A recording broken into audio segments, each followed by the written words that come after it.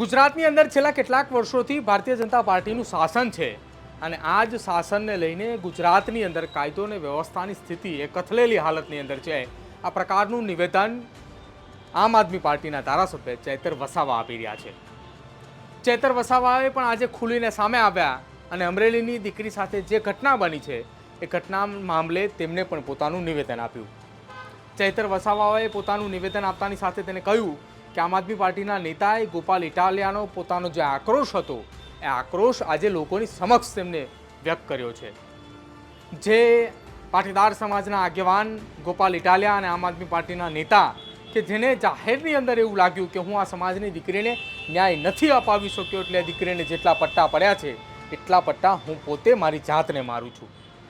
જો કે હવે આ વાતને લઈને આમ આદમી પાર્ટીના ધારાસભ્ય ચૈતર વસાવા એટલા માટે સામે આવ્યા છે કે ચૈતર વસાવાએ પોતાની નિવેદન જે છે તે આપ્યું છે અને નિવેદન આપતા કહ્યું છે કે ગુજરાતની અંદર કેટલાય એવા નકલીના સામ્રાજ્યો સામે આવી ચૂક્યા છે અને નકલીના સામ્રાજ્યની અંદર એક પણ વ્યક્તિના સરઘસ સામે નથી આવ્યા અને આ પાટીદાર સમાજની દીકરીનું જાહેરમાં સરઘસ કાઢ્યું.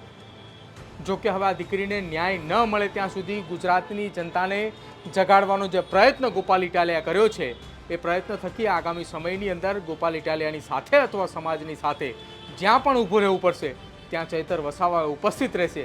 આ પ્રકારની તેમને બાંહેધરી પણ આપી. શું કહ્યું ચૈતર વસાવાએ, ગોપાલ ઇટાલિયાએ જાહેરની અંદર જે પોતાની જાતને પટ્ટા માર્યા છે તેને લઈને એ પણ તમે સાંભળો. ગુજરાતમાં હાલમાં જે પરિસ્થિતિ પેદા થઈ છે, આટલા વર્ષોથી ભાજપની સરકાર છે છતાં કાયદો અને વ્યવસ્થા જે ખાડે ગઈ છે એમાં દિવસે ને દિવસે દુષ્કર્મના બનાવો એટલા બની રહ્યા છે. નકલી પીએમઓ, નકલી સીએમઓના અધિકારીઓ, નકલી કચેરીઓ, નકલી કોલેજો, જ્યાં જુઓ તો નકલીની ભરમાળા ચાલી રહી છે. ત્યારે આવા નાના મોટા કેસોમાં સોંડવાયેલા લોકોના વરઘોડા કાઢવામાં આવે છે. પાયલબેનનો જે વરઘોડો કાઢવામાં આવ્યો એમાં સમગ્ર જનતામાં આક્રોશ છે. ત્યારે પોતે લાજવાની જગ્યાએ ગાજનારી આ ગુજરાતની ભાજપની સરકાર, એમની પોલીસ જ્યારે આ દીકરીને ન્યાય નથી અપાવી શકતા ત્યારે અમારા સાથી ગોપાલભાઈ ઇટાલિયાએ આજે જાહેર મંચ પરથી પોતાની વ્યથા ઠાલવીને પોતાના અંદરમાં રહેલો આક્રોશ એમણે ઠાલવ્યો છે. એમણે પોતે પોતાના પટ્ટા દ્વારા પોતાના જાતને માર્યા છે અને પોતે પણ આમાં ભાગીદાર છે નાગરિક તરીકે એવું એમણે સૂચવ્યું છે. ત્યારે અમે ગોપાલભાઈ ઇટાલિયા હોય, ઈસુદાનભાઈ ગઢવી હોય કે ચૈતરભાઈ વસાવા હોય, અમે ગુજરાતની જનતાની સાથે છે. આવનારા દિવસોમાં પણ જ્યાં પણ કોઈની સાથે અન્યાય થશે અમે એમની પડખે ઊભા રહીશું, એમને ન્યાય આપવાનું કામ કરીશું. અમારા ગુજરાતી જનતાને જગાડવાના અવિરત પ્રયાસો અમારા ચાલુ હશે. ગુજરાતના તમામ વર્ગના લોકોને એ પ્રશાસનમાં બેઠેલા લોકો કે બીજા લોકો દ્વારા જ્યાં પણ અન્યાય થશે ત્યાં આમ આદમી પાર્ટીનો તમામ કાર્યકર ઊભો હશે અને ગુજરાતની જનતાને જગાડીશું અને આવનારા દિવસોમાં બધા એક થઈને તમામ વર્ગને ન્યાય આપવાનું કામ આમ આદમી પાર્ટીના કાર્યકર તરીકે અમે કરતા રહીશું. ગુજરાતમાં હાલમાં જે પરિસ્થિતિ પેદા થઈ છે, આટલા વર્ષોથી ભાજપની સરકાર છે છતાં કાયદો અને વ્યવસ્થા જે ખાડે ગઈ છે એમાં દિવસે ને દિવસે દુષ્કર્મના બનાવો એટલા બની રહ્યા છે. નકલી પીએમઓ, નકલી સીએમઓના અધિકારીઓ, નકલી કચેરીઓ, નકલી કોલેજો, જ્યાં જુઓ તો નકલીની ભરમાળા ચાલી રહી છે. ત્યારે આવા નાના મોટા કેસોમાં સોંડવાયેલા લોકોના વરઘોડા કાઢવામાં આવે છે.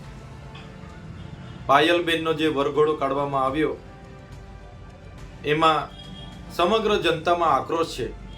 ત્યારે પોતે લાજવાની જગ્યાએ ગાજનારી આ ગુજરાતની ભાજપની સરકાર, એમની પોલીસ જ્યારે આ દીકરીને ન્યાય નથી અપાવી શકતા ત્યારે અમારા સાથી ગોપાલભાઈ ઇટાલિયાએ આજે જાહેર મંચ પરથી પોતાની વ્યથા ઠાલવીને પોતાના અંદરમાં રહેલો આક્રોશ એમણે ઠાલવ્યો છે. એમણે પોતે પોતાના પટ્ટા દ્વારા પોતાના જાતને માર્યા છે અને પોતે પણ આમાં ભાગીદાર છે નાગરિક તરીકે એવું એમણે સૂચવ્યું છે. ત્યારે અમે ગોપાલભાઈ ઇટાલિયા હોય, ઈસુદાનભાઈ ગઢવી હોય કે ચૈતરભાઈ વસાવા હોય, અમે ગુજરાતની જનતાની સાથે છે. આવનારા દિવસોમાં પણ જ્યાં પણ કોઈની સાથે અન્યાય થશે અમે એમની પડખે ઊભા રહીશું, એમને ન્યાય આપવાનું કામ કરીશું. અમારા ગુજરાતી જનતાને જગાડવાના અવિરત પ્રયાસો અમારા ચાલુ હશે. ગુજરાતના તમામ વર્ગના લોકોને એ પ્રશાસનમાં બેઠેલા લોકો કે બીજા લોકો દ્વારા જ્યાં પણ અન્યાય થશે ત્યાં આમ આદમી પાર્ટીનો તમામ કાર્યકર ઊભો હશે અને ગુજરાતની જનતાને જગાડીશું અને આવનારા દિવસોમાં બધા એક થઈને તમામ વર્ગને ન્યાય અપાવવાનું કામ આમ આદમી પાર્ટીના કાર્યકર તરીકે અમે કરતા રહીશું. તો આ હતા આમ આદમી પાર્ટીના ધારાસભ્ય ચૈતર વસાવા. ચૈતર વસાવાએ અત્યાર સુધી આદિવાસી સમાજના લોકોના પ્રશ્નો માટે એ ખૂબ અવાજ ઉઠાવતા હોય છે, પરંતુ હવે તે પણ પાટીદાર સમાજની દીકરીને ન્યાય મળે નહીં ત્યાં સુધી આગામી સમયની અંદર જે કોઈ પણ કાર્યક્રમ કરવામાં આવશે તે કાર્યક્રમની અંદર પોતે તેઓ હાજર રહેશે. આ પ્રકારની તેમને વાત જે છે તે કરવામાં આવી છે. જ્યારે પણ સમાજને જરૂર પડશે ત્યારે તેઓ ઉપસ્થિત રહેશે.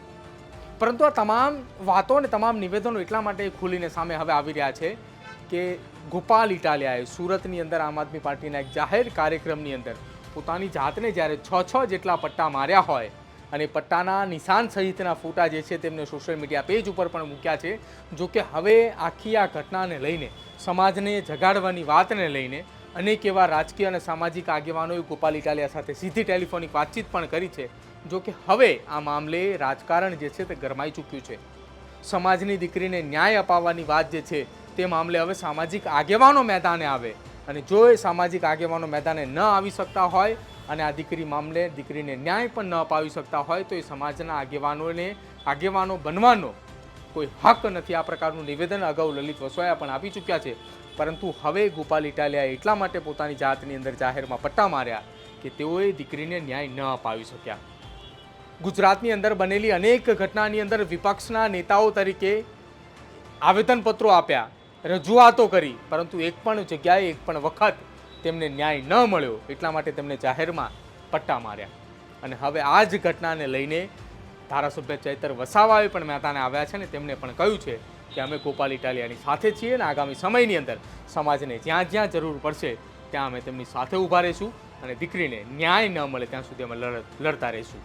આપનું શું માનવું છે? ગોપાલ ઇટાલિયાને આખા આ પટ્ટાકાંડ બાદ હવે તેમના સમર્થનની અંદર એક બાદ એક રાજકીય નેતાઓ આવી રહ્યા છે અને ચૈતર વસાવાના નિવેદનને લઈને આપ કઈ રીતે જોઈ રહ્યા છો? શું કે કહેવા માંગો છો ચૈતર વસાવાના નિવેદનને લઈને તે અમારા કમેન્ટ બોક્સની અંદર જરૂર જણાવજો. જોતા રહેજો ન્યૂઝ રૂમ. નમસ્કાર.